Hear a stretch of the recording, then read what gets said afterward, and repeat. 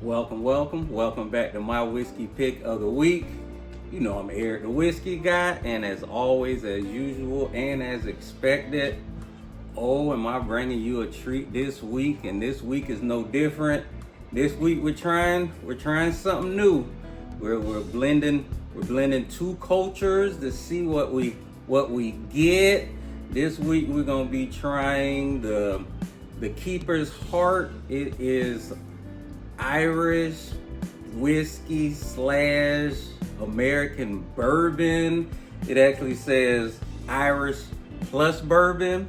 This is a new company, so I'm kind of excited to see how it is. When I looked at the bottle, I had to do a double take because I was like, there's no such thing as Irish whiskey bourbon, but somehow two guys they made it happen, and we'll see if the harmony flows with the two blends. So I'm kind of excited to get into it. Now, at first look, you'll probably think to yourself, how do you mix Irish whiskey and bourbon? Technically, you can't. There's no such thing. If you got Irish whiskey and you add Kentucky straight bourbon, you got whiskey. So it all comes down to just hopefully a pure taste of just American whiskey, or just 100% worldwide whiskey. But we gonna see how it is. Now, this company, you would think it'll be out of somewhere like Boston or Cleveland, somewhere that has a bold Irish American culture. Nope, this is in the heartland of Minneapolis, Minnesota.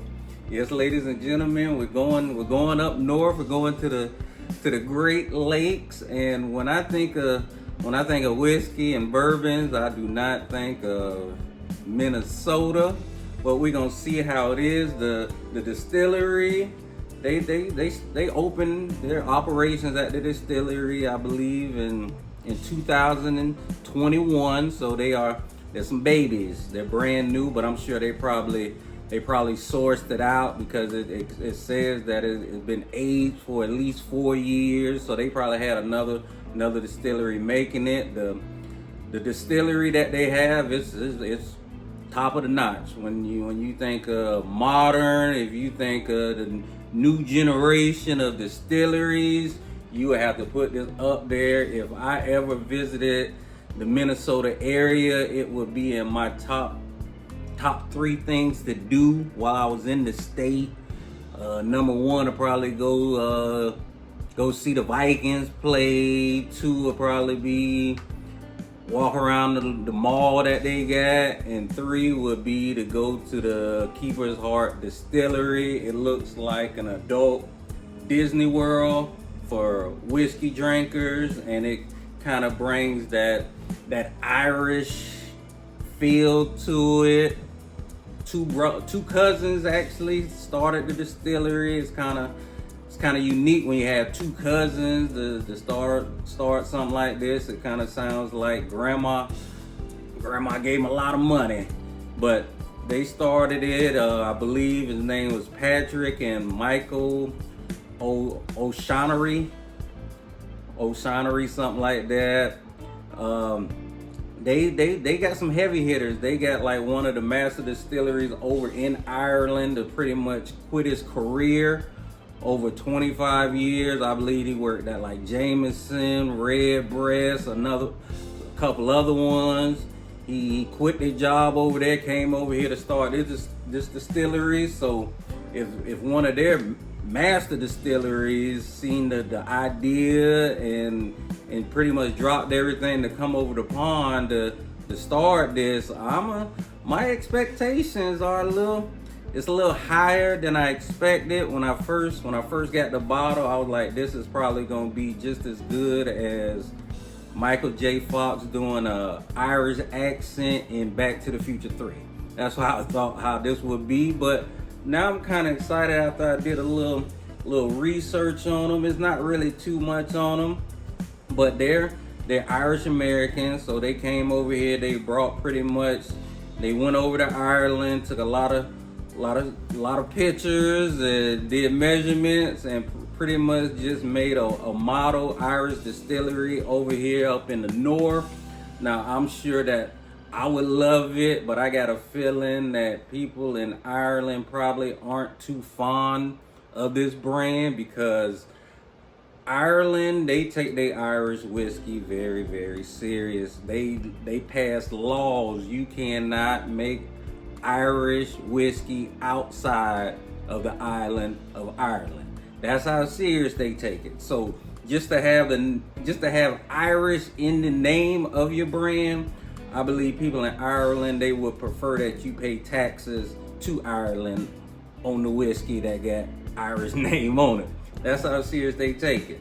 Now, like I said, they got a top of the notch distillery. They use pretty much all the same equipment that they do in Ireland, the distill pots, the same process. And I'm sure people in Ireland probably feel some type of way about that, and I don't blame them, because you can use their equipment. You can have everybody in the distillery talking a Irish accent, but it's one thing you can't do. You can't bring Ireland to Minnesota. And when it comes to any type of whiskeys and bourbon, location is the key. That's why Kentucky straight bourbon tastes different than bourbon that you'll get from Arizona. Like if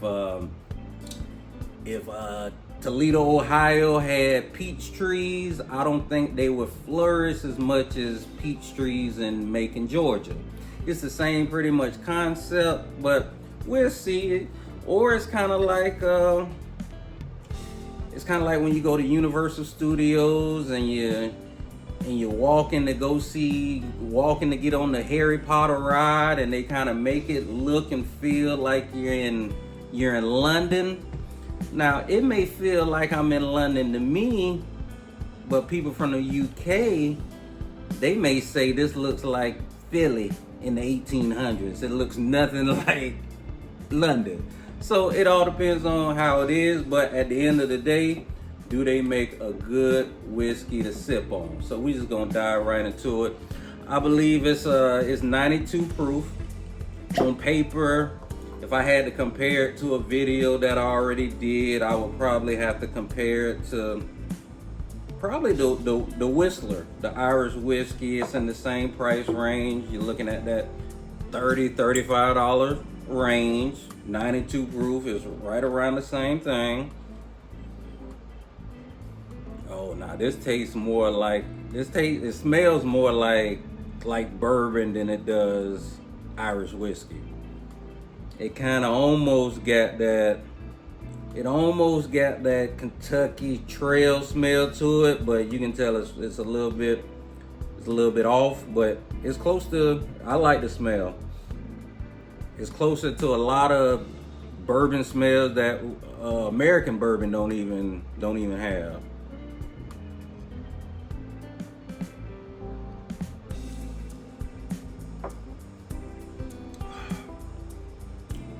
Oh yeah, they hit the hammer on the head on this one. This is a good one. I would call this a home run.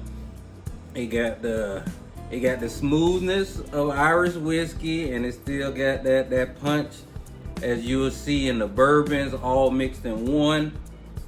This would be one I would like to make this do a couple mixed drinks with it to see how real smooth it'll go down. This is like when you don't want to spend a boatload to get like Johnny Walker 18 or the Green Label for like a $35 bottle. This is a smooth pour. If you drink it straight, you won't be disappointed. Put a little bit of ginger ale, it'll be right on point. If you want to make an old fashioned, you will love it. You want to put a ice cube in it, you can have it any way that you like. You can mix and match them and you'll still be fine. This is one that you can just sip on all day.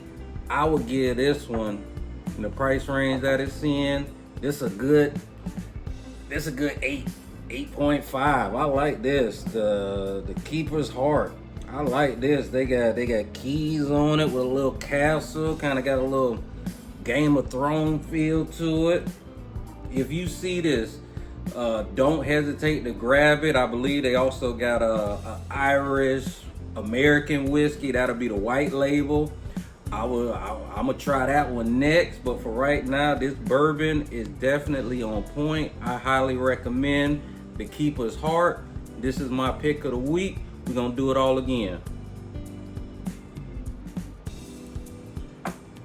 Some good bourbon. Irish bourbon. Straight Irish, Kentucky, Minnesotan, Viking bourbon right there.